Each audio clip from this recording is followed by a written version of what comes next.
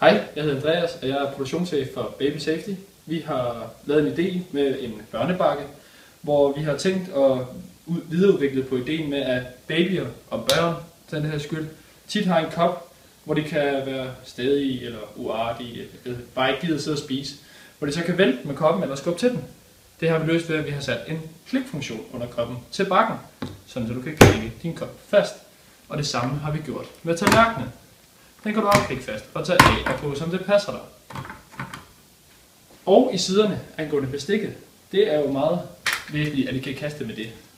Så det har vi monteret en ring i bestikket, og det kan klikkes fast.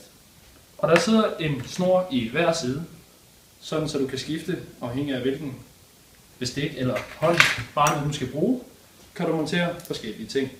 Det kan tages af og på, nemt at rengøre, det hele kan rengøres, tørres af. Og under tallerkenen har vi monteret plexiglas.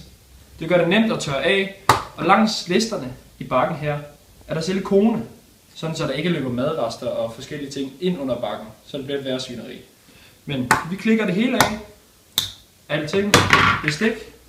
Bakken kan også bruge, når barnet ikke skal spises, men når bare vil have en bakke eller noget at sidde og tegne med.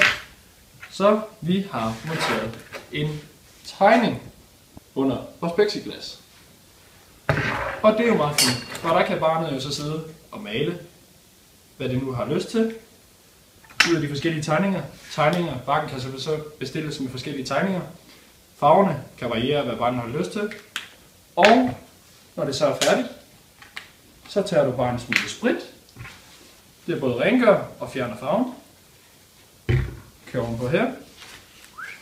Fjerner vi lige en gang sådan der. Kigger op. Og bakken er cleanet. Den dræber både bakterier og fjerner farven. Så med resten af bakken er med vores bestik og kop og tallerken er det hele monteret fast. Det samme har vi gjort med bakken. Under bakken der sidder en justerbar bordklemme, som skal gå ind og klemme bakken fast til bordet. Den fungerer bare på, at du skubber den ind, og du tager den ud igen.